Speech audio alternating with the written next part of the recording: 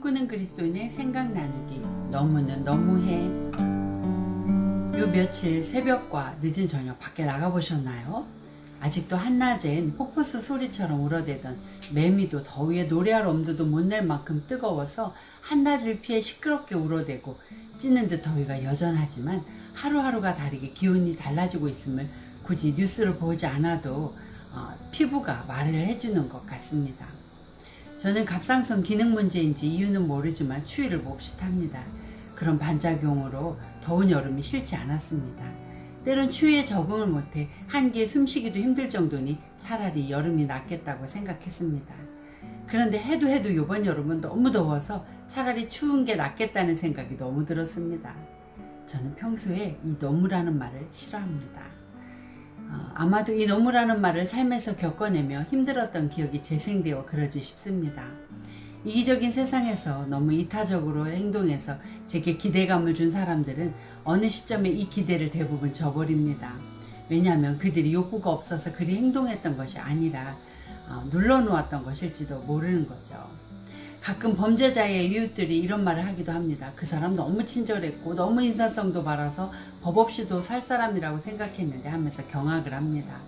또 주변에 너무 똑똑해서 경탄을 자아내는 사람도 있지요. 너무 공부를 잘하고 똑똑한 사람들은 자기 확신이 강해서 정작 세상을 넓게 보지도 못하기도 합니다. 너무 착하고 충성되게 일하던 사람은 내가 어떻게 했는데 라는 생각이 올라오고 상대적으로 나는 손해요 피해자이고 서운해로 끝을 맺기도 합니다. 이런 이유로 너무는 너무하게 만듭니다.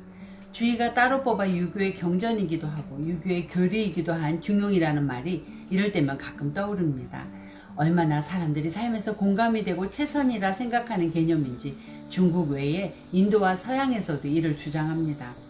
불교에서는 중도라고 일컬었고 그리고 그리스의 플라톤은 한계를 알아 거기서 머무는 것, 또 아리스토텔레스는 마땅한 정도를 초과하거나 미달함은 악덕이며 이 중간을 찾는 것이 참 덕이라고 표현했습니다. 아마도 저처럼 한쪽으로 치우쳐 달려가며 불편하게 느껴졌었는가 봅니다. 저는 중용은 대충이나 게으름을 말하는 것이 아니라 긍정적인 의미에서 적당함, 다른 표현으로는 다움을 말하는 게 아닐까 싶습니다. 때론 이 중용을 넘어서 긍정적 애씀의 너무가 무언가를 이루기도 하고 소중한 가치를 생산하기도 하며 세상을 변화시키기도 하지만 지속적으로 이 중용의 경계를 넘어가 버리면 그 자신을 태우고 주위를 긴장 속에서 고단하게 할 수도 있습니다. 그러면 열심과 지나침은 어떻게 다를까요? 국어사전에서 열심은 어떤 일에 온 정성을 다하여 골똘하게 힘씀 또는 그런 마음이라고 하고, 지나침은 동사일 경우 어떤 곳을 들르지 않고 지나가는 것, 또 어떤 일이나 현상을 관심을 가지지 않고 그냥 넘기다. 형용사일 경우는 일정 한도를 넘어 정도가 심하다라고 합니다. 열심은 기도하며 하나님 앞에서 정성과 힘을 쓰며 행동하고 마음을 쓰는 것이고, 지나침은 하나님을 지나쳐 관심을 가지지 않고 그냥 넘겨 기준이 자신이 되어 주님의 한도를 넘는 것이 아닌가 생각이 듭니다. 겉으로 보기에 이 둘의 모양이 비슷하게 보입니다. 그러나 마음의 방향과 중심이 다른 것이지요. 결국 세상을 어울려 크게 유지하는 것은 하나님의 세팅대로 다움과 적당함이 아닐까? 변함없이 자기의 자리를 지켜내며 자기의 역할을 감당해내는 것, 이것이 착하고 충성된 것 아닐까요?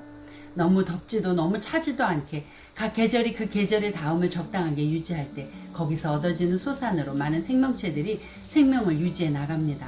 하나님의 은혜로 우리는 그리스도의 사람, 교회가 되었습니다. 모이는 유형의 교회로서, 흩어지는 무형의 교회로서 오늘 우리에게 맡겨진 그리스도의 사람이라는 역할을 우월이나 열등 없이 충성되게 잘 감당하는 건강한 사람이 되시자고요. 내게 주신 은혜로 말미암아 너희 중 각 사람에게 말하노니 마땅히 생각할 그 이상의 생각을 품지 말고 오직 하나님께서 각 사람에게 나눠주신 믿음의 분량대로 지혜롭게 생각